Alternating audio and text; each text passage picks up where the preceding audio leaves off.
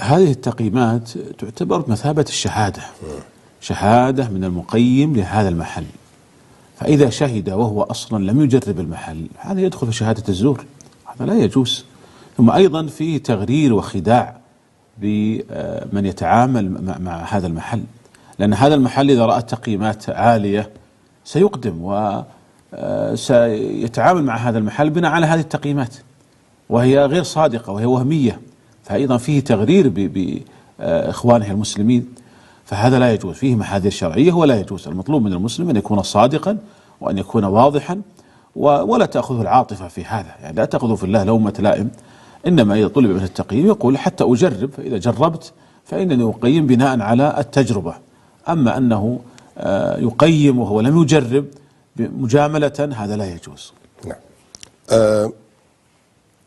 نأخذ بعض الأسئلة.